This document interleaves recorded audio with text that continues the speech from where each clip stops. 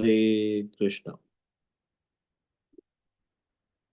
हम लोग वैदिक साहित्य से संकलित भगवान और देवी देवता की भक्ति में अंतर विषय से चर्चा कर रहे हैं। श्रीमद् भागवतम 10वां स्कंद 88वां अध्याय 11वां श्लोक। भगवान श्री कृष्ण और युधिष्ठिर का संवाद। इसमें भगवान श्री कृष्ण बताते हैं कि सामान्यतः लोग देवताओं की पूजा क्यों करते हैं।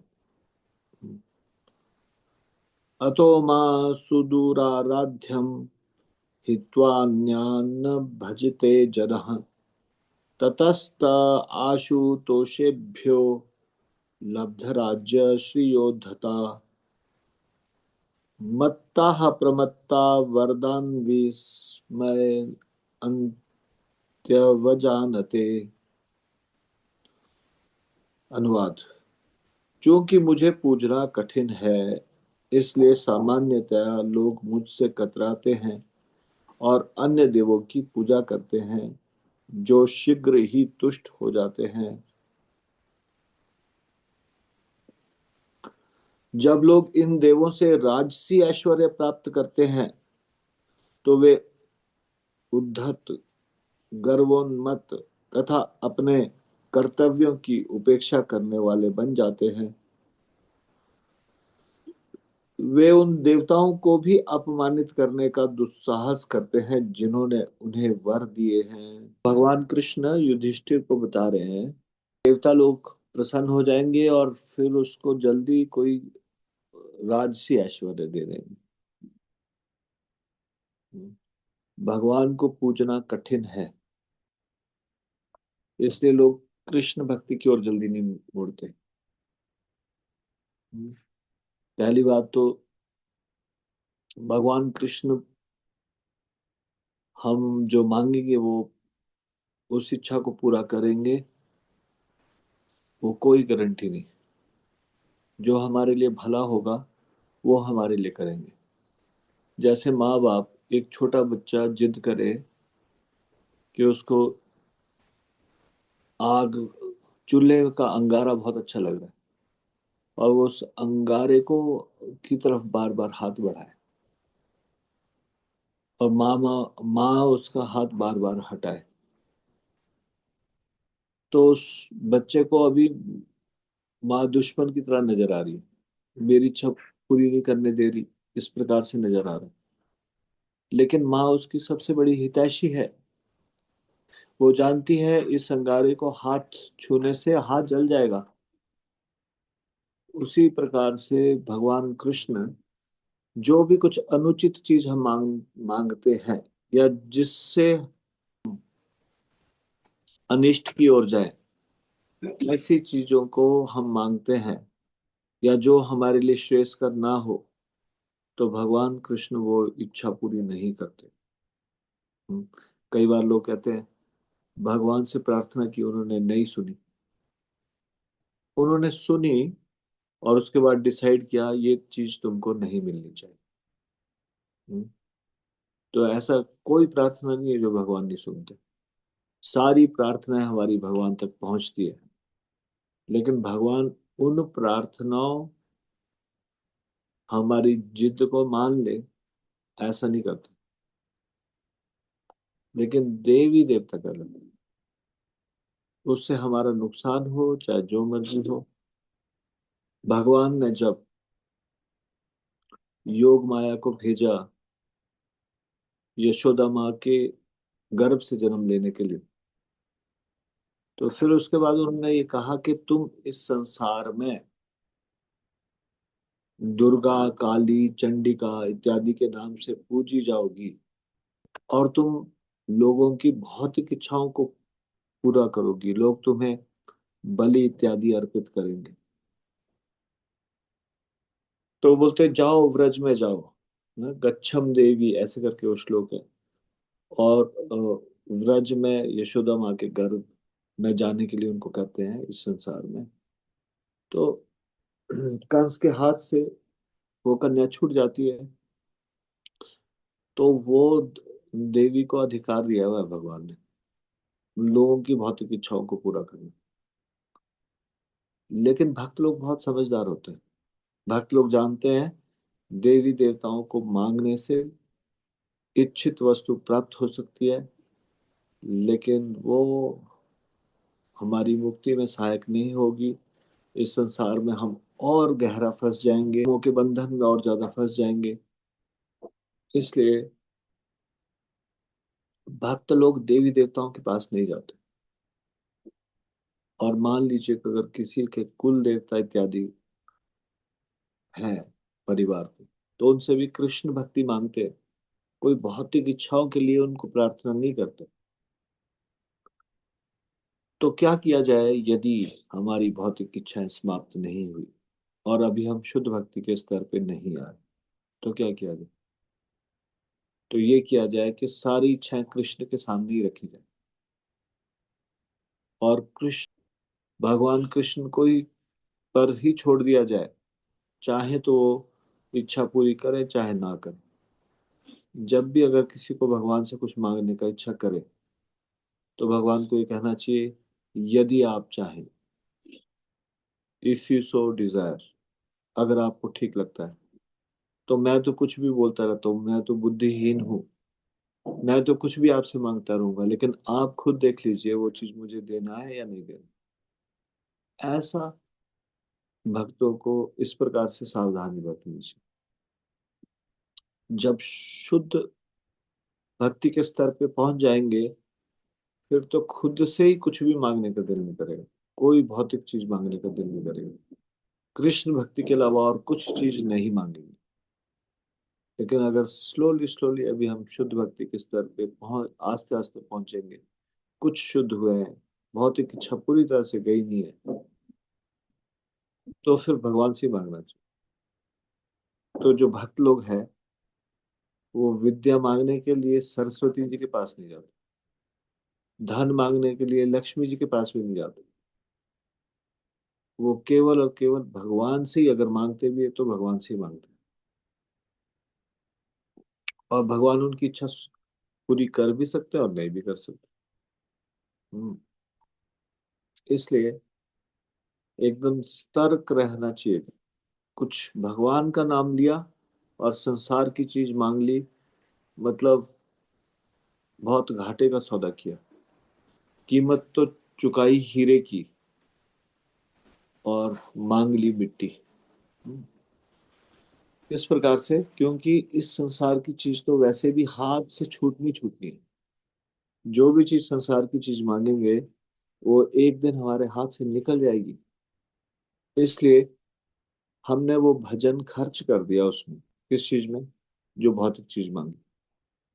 भगवान भी सोचते हैं, आपने मुझसे कुछ मांग, मेरा भजन किया, लेकिन मेरे से कुछ मांगा, तो हिसाब किताब पूरा। You did something for me and I did something for you. हम दोनों का हिसाब किताब पूरा। तुमने कुछ मांग लिया और कुछ भजन किया, पर उसके बदले में कुछ मांग लिया। और अगर वो दे भी दे भगवान सब कुछ चीज, तो भी घाटे का सौदा। तो भक्त लोगों को पहले तो कुछ मांगना ही नहीं चाहिए। जो उनके भाग्य में होगा वो उनको मिल के ही रहेगा। हाँ? बिन मांगे मोती मिले, मांगे मिले ना भीखे, सुना है आपने कहावत?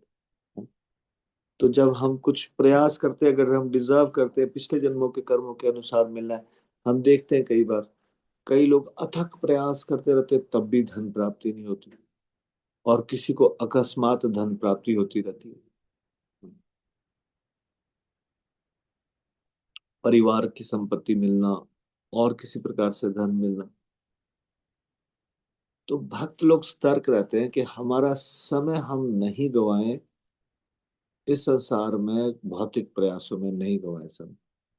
समय बड़ा कीमती है। समय का कोई पता नहीं कब शरीर छूट जाए। कोई एक दिन का भी पता नहीं किसी को। इसलिए समय को क्यों गवाया जाए?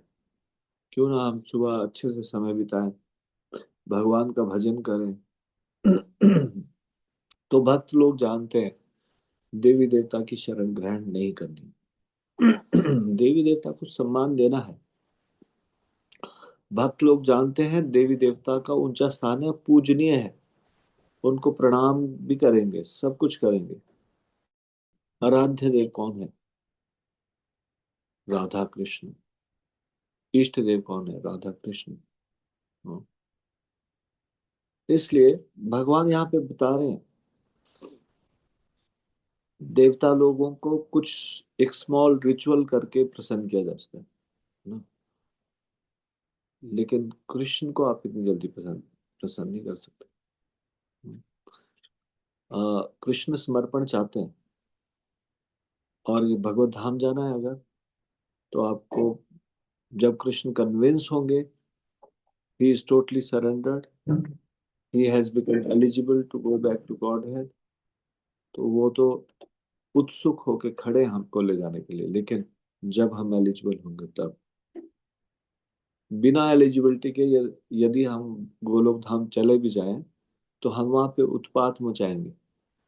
वहां पे सारे वो लोग हैं जो सरेंडर्ड है, जिनकी कोई इच्छा ही नहीं है, दूसरी कोई इच्छा ही नहीं है कृष्ण को प्रसन्न करने के अलावा। हमारी ये भौतिक इच्छाएं खत्म नहीं हुई, गलती से हम अगर वैकुंठ पहुंच गए, तो एक हम एकदम से अलग होंगे वहां बाकियों से। क्योंकि बाकी सब कृष्ण को प्रसन्न करने का विचार करेंगे, और हम अपनी इंद्रिय तृप्ति का विचार करेंगे। इसलिए जब डिजर्व करेंगे तभी हम भगवत धाम जाएंगे। अपने को ऐसा बनाना पड़ेगा कि हम डिजर्व करें, वो भगवान की ही शक्ति से, भगवान की ही कृपा से बन पाएंगे। लेकिन हम भी, हमारा कम से कम डिजायर तो हो कि हम भगवान से ये मांगे, मेरी भौतिक इच्छाएं समाप्त हो जाए, ऐसा हम भगवान से मांगे। संसार का प्रलोभनों से मैं मुक्त हो जाऊं, काम क्रोध लोभ मोह मद मत्सर्य से मैं मुक्त हो जाऊं।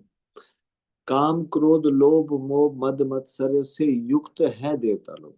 कम मात्रा में है, हम में ज्यादा होगा इस संसार में, लेकिन उससे युक्त है वो देवता लोग। और फिर उनकी भक्ति करके, उनको सरेंडर करके, हम काम क्रोध लोभ मोह मद मत्सर्य से मुक्त नहीं हो सकते। हम्म। बल्कि काम क्रोध लोभ मोह मद मत्सर्य, ये जो अनर्थ है, ये बढ़ेंगे देवताओं की पूजा करके। और देवताओं की शरण में कौन जाते हैं? भगवत गीता में बताया ना, कामे स्ते हृत गाना प्रपद्यन्ते अन्य देवता। जिनकी बुद्धि भौतिक इच्छाओं से मारी गई है, वे लोग देवताओं की शरण में जाते हैं, क्योंकि उनको मालूम है कि देवता लोग नहीं पूछने वाले कि तुम अभी क्या करने वाले हो, जो भी तुमने मांगा उससे, उससे तुम अपना नुकसान तो नहीं करने वाले। तो इसलिए कई बार ये एग्जाम्पल दिया जाता है कि कृष्ण के पास जाना या कृष्ण की ओर मुड़ना, मतलब डॉक्टर के पास जाना। और देवताओं की भक्ति का, देवताओं की उपासना करना, मतलब केमिस्ट के पास जाना। केमिस्ट को कोई मतलब नहीं है आप दवा कौन सी दवाई ले रहे हो, उसको कैसे, उसका क्या करोगे, आपको रोग क्या है, रोग क्या है, उनको कोई मतलब नहीं। कीमत चुकाओ, दवाई ले जाओ। हम्म।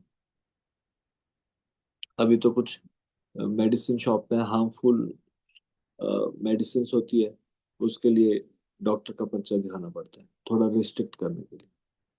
अन्यथा बहुत जगह ऐसा होता है कि उनको अपनी बिक्री से मतलब बढ़ानी है, तो इसलिए बिना पर्चा की भी दवाई दे देंगे। तो डॉक्टर के पास जाएंगे और जिद करेंगे मुझे ये मेडिसिन चाहिए, तो वो डॉक्टर ऐसे नहीं देगा आपको।